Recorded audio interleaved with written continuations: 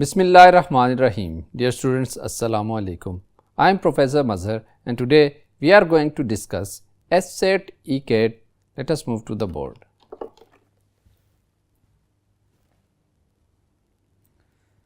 First question of this test is question number 1.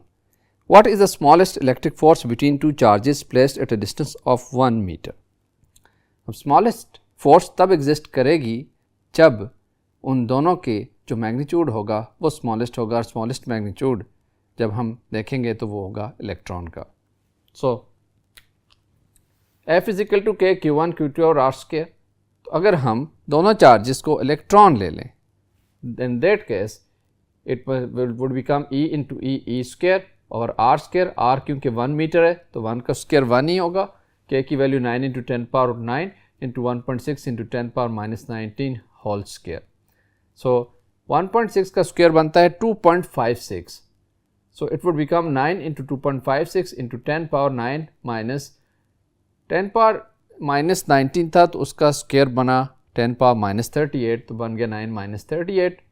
So it would become 22.04 into 10 power minus 29 और it may be written 2.2 into 10 power minus 28 newton which is closest to 2.304 into 10 power minus 28 newton. Charlie option. Question number 2. An electric field of 10 power 5 Newton per Coulomb points due north at a certain spot. What are the magnitude and direction of the forces that acts on charges of plus 2 microcoulomb and minus 5 microcoulomb at this point respectively?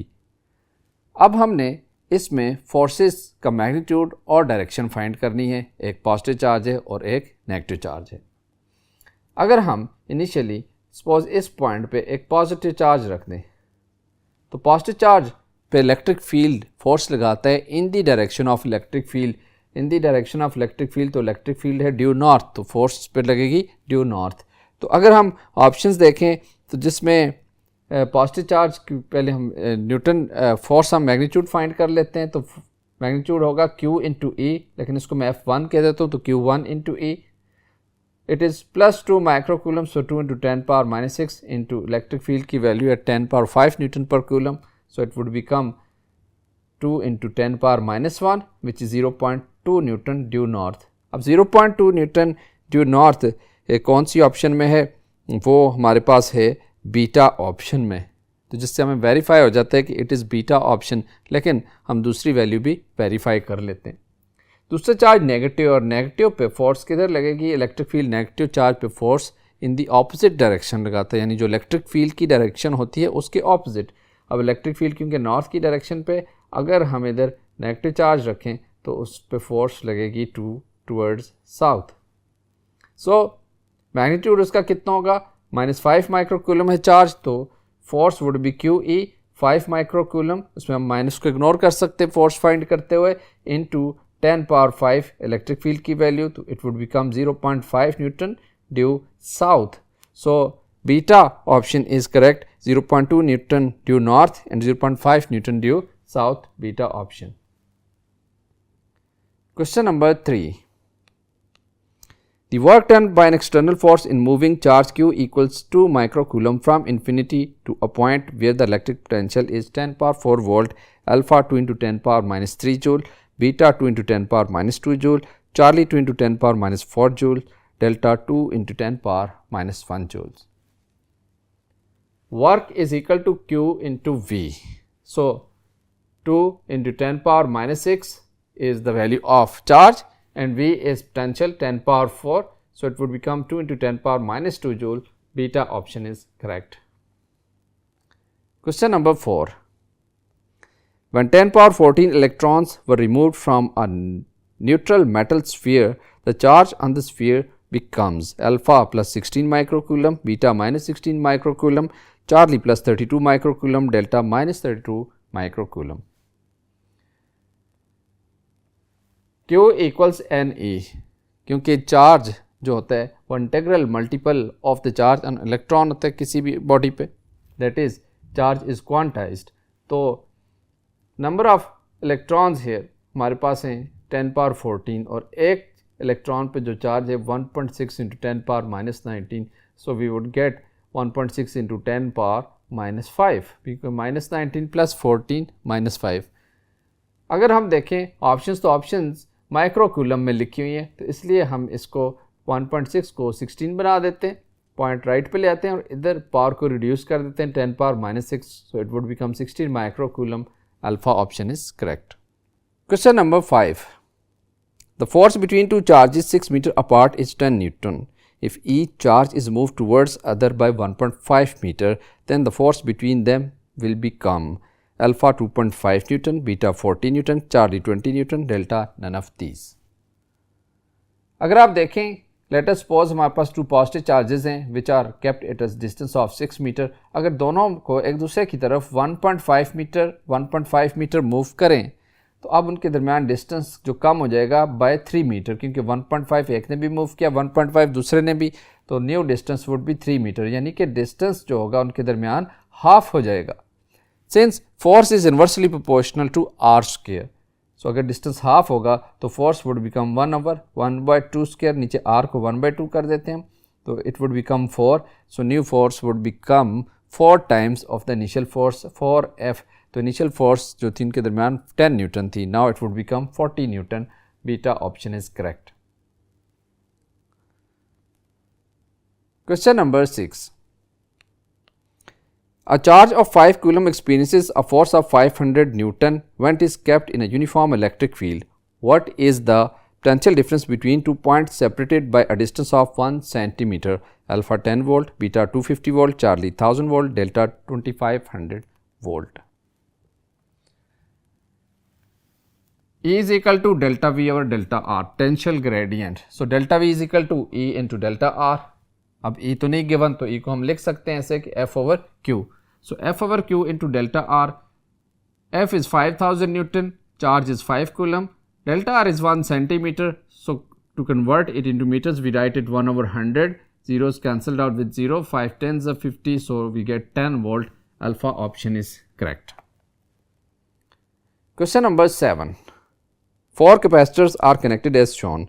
The equivalent capacitance between point P and Q is. Point P और Q के दरमियान equivalent capacitance find करनी है. This is point P and this is point Q. अब P और Q के दरमियान एक तो कैपेसिटर ये है और 3 कैपेसिटर्स ये हैं। ये 3 कैपेसिटर्स अगर आप देखें तो एंड बाय एंड कनेक्टेड हैं, एक ही पाथ है for the flow of current, तो ये तीनों सीरीज़ में हैं। तो सीरीज़ में हम यूज़ करते हैं रेसिप्रोकल वाला फार्मूला, देख 1/C1 plus 1/C2 plus 1/C3, लेकिन क्योंकि तीनों की सेम वैल्यू है तो हम सिंपली ये शॉर्टकट यूज़ करेंगे, C prime is equal to C/N, 1 microfarad over 3, तो 1/3 माइक्रोफेरेड। अब इन तीनों की जो इक्विवेलेंट वैल्यू आई है 1/3, वो इस वाले के पैरेलल होगी। तो अब पैरेलल वाला फॉर्मूला लगेंगे, पैरेलल में सिंपली सम करते हैं, तो इस 1/3 को इस 1 में सम कर देंगे, तो equivalent capacitance would be 1/3 plus 1 equals 4/3 microfarad. Delta option is correct. Question number 8, in the given network of capacitance C1 equals 10 microfarad, C2 equals 5 microfarad and C3 equals 4 microfarad, what is the resultant capacitance between points A and B approximately? This is the circuit.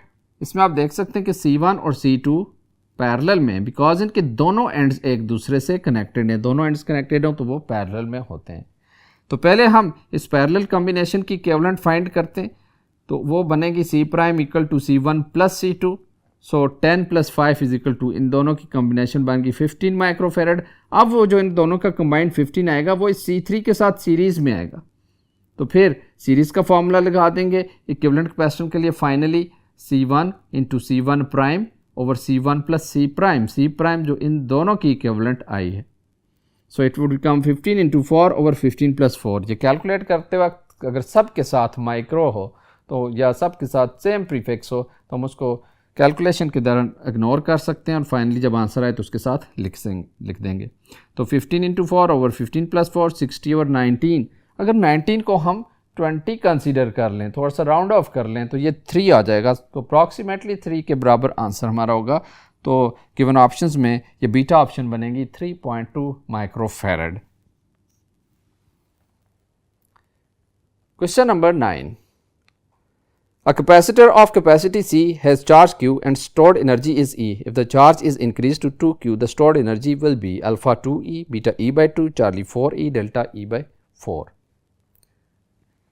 Since energy stored in a capacitor may be written as half Q square over C, capacitance is here constant, so E is directly proportional to Q square, Q is doubled, so 2 square becomes 4, so energy becomes 4 times 4E. Charlie option is correct. Question number 10.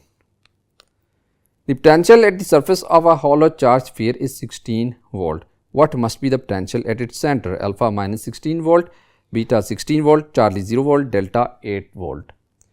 Sphere के लिए ये याद रखिएगा कि जो potential उसकी surface पर होता है वही उसके इनसाइड किसी भी पॉइंट पे होता है, इवन एट दी सेंटर. लेकिन कैसे, आइए देखते हैं. E is equal to delta V over delta R. It means that delta V over delta R is 0. Why? Sphere के अंदर इलेक्ट्रिक फील्ड E 0 होगा. जब E 0 होगा तो delta V over delta R 0 हो गया, तो delta V equal to 0. Delta V को लिख सकते हैं VA माइनस VB इक्वल्स 0 और VA equals VB, that is 16 volt. Beta option is correct. Question number 11. A wire has a resistance R. What will be its resistance if it is stretched to double its length? Alpha R by 4, beta 2R, Charlie 4R, delta R by 2. अगर हम uniform stretching करें और length को double करें तो क्योंकि volume ने constant रहना होता है और वायर सिलेंड्रिकल होती है और उसका वॉल्यूम होता है एरिया इनटू लेंथ. अगर वेरिएबल्स हों और उनकी प्रोडक्ट कांस्टेंट रहे तो इसका मतलब ये होता है कि they are inversely proportional to each other.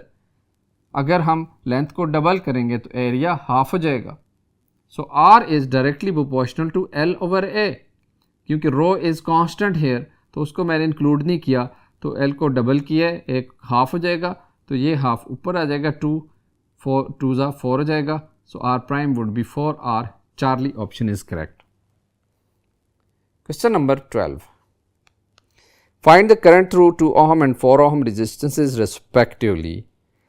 अब इस कॉम्बिनेशन में दोनों में डिफरेंट करंट्स होंगे क्योंकि ये पैरेलल कॉम्बिनेशन है. So by using Ohm's law I1 is equal to V over R1 10 over 2 5 ampere, I2 V over R2 equals 10 by 4 equals 2.5 ampere. Beta option is correct.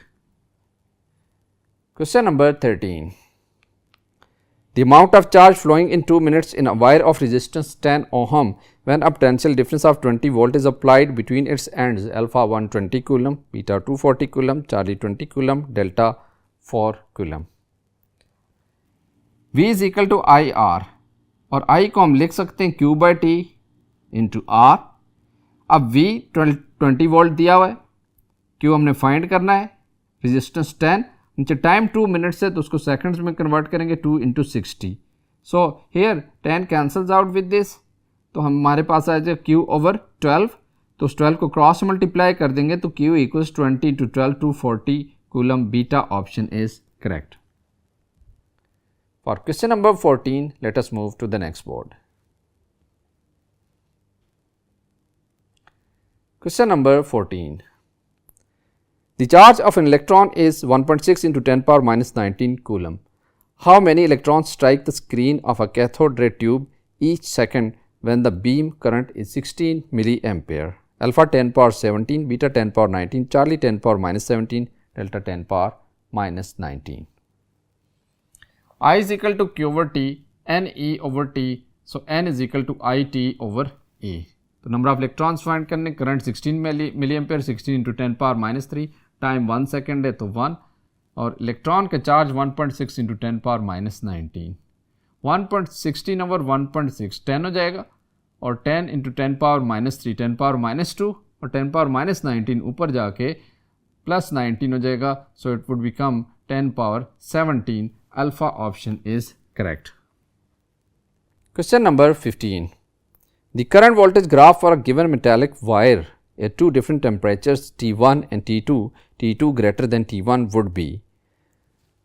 अब इसमें अगर हम ग्राफ देखें तो जितने भी ग्राफ ड्रा हुए हुए, आप डायग्राम देखें तो इनमें करंट y एक्सिस पे है और वोल्टेज x एक्सिस पे है. इसका मतलब कि अगर हम इस ग्राफ का स्लोप निकालें तो स्लोप होगा आई ओवर वी, और हम जानते हैं कि आर वी ओवर आई के बराबर होता है, आई ओवर वी जो है वो 1 ओवर आर के बराबर होगा, इसका मतलब इसका स्लोप 1 बाय आर के बराबर है। और हम ये भी जानते हैं कि resistance is directly proportional to temperature, so T2 greater than T1 question के अंदर गिवन है, तो R2 must be greater than R1, R2 ज़्यादा होनी चाहिए। लेकिन इस ग्राफ के मुताबिक R2 उस ग्राफ की ज़्यादा होगी जिसका स्लोप कम है, because here slope is inversely proportional to resistance for this graph, so slope for R2 is less than slope for R1। तो इसलिए हमारे पास इधर जो करेक्ट ऑप्शन होगी वो होगी Charlie. Question number 16. The figure shows current in a part of electric circuit. The current I is alpha 1.7 amperes, beta 3.7 ampere, charlie 1.3 ampere, delta 1 ampere. इसको solve करने के लिए हम किरचॉफ करंट लॉ यूज़ करेंगे या किरचॉफ करंट रूल।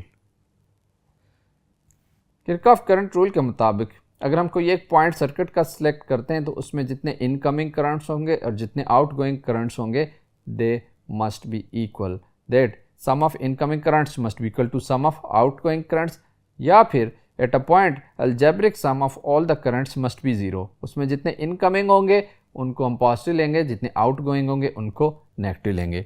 अगर हम start करें लेफ्ट साइड से तो उसमें 2 एम्पेयर के दोनों इनकमिंग करंट्स हैं तो वो पॉजिटिव 2 + 2, फिर राइट साइड पे 1 एम्पेयर आउट गोइंग है तो -1, 1.3 आउट गोइंग है -1, और आई करंट जो फाइंड करने वो भी आउट गोइंग है तो -1 लिखेंगे। Their sum must be equal to 0।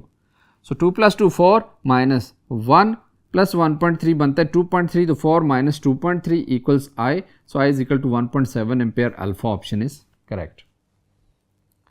Question number 17. The power rating of bulb is 1000 watt to 20 volt. What will be its dissipated power if voltage fed to it is 110 volt? Alpha 500 watt, beta 750 watt, charlie 250 watt, delta 1000 watt. Since power is equal to V square over R, so P is directly proportional to V square. क्योंकि इधर एक ही bulb है और इसलिए इसकी power जो है वो रेजिस्टेंस उसकी कांस्टेंट होगी। सो अगर पावर की रेशो फाइंड करते हैं, न्यू पावर और प्रीवियस पावर, पावर डिसिपेशन हम फाइंड कर रहे हैं, so it would be V prime over V whole square, क्योंकि directly proportional to V square है तो एक ही होल स्क्वायर लिख दिया हमने। न्यू वोल्टेज जो दिया 110 ओवर 220, 0 0 से कैंसिल, 11 22 से 1/2 का स्क्वायर 1/4 हो जाएगा। So P prime is equal to 1/4 into P को क्रॉस मल्टीप्लाई कर दिया, P की वैल्यू पुट कर दी 1000, so 1000/4 is 250 watt. Charlie option is correct. Question number 18. A and B are two bulbs connected in parallel. A is glowing brighter than B. Then the relation between RA and RB is alpha RA equals RB, beta RB greater than RA, Charlie RA greater than RB, delta none of these. क्योंकि ये parallel combination है तो series combination में हम use करते हैं formula power dissipation के लिए I²R और पैरेलल में V²/R। अब इसमें क्योंकि पैरेलल में V कांस्टेंट होता है तो power dissipation is inversely proportional to R। अब जो ब्राइटर है बल्ब तो उसकी पावर डिसिपेशन ज़्यादा है तो उसकी रेजिस्टेंस कम होगी, क्योंकि power dissipation and resistance R inversely proportional for parallel. इसलिए A ब्राइटर है तो उसकी रेजिस्टेंस कम है और B लेस ब्राइट है तो उसकी रेजिस्टेंस ज़्यादा है, सो RB greater than RA, beta option is correct. Question number 19. Two resistors R and 2R are connected in series in an electric circuit. The thermal energy developed in R and 2R are in the ratio alpha 1:2, beta 2:1, Charlie 1:4, delta 4:1.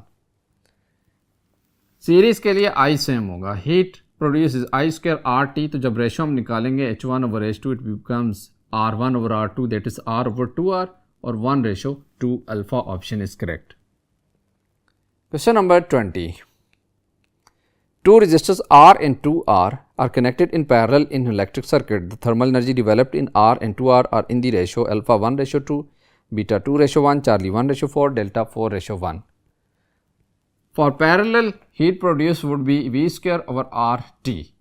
अब v constant होता है क्योंकि parallel में, तो जब हम ratio find करेंगे t और v स्क्वायर कैंसिल आउट हो जाएंगे, h1 over h2 equals r2 over r1 क्योंकि रेजिस्टेंस से इन्वर्स रिलेशन है। So ratio of heat produce is equal to inverse ratio of resistances, तो r2 is 2r, r1 is r, cancel out होके 2:1, beta option is correct.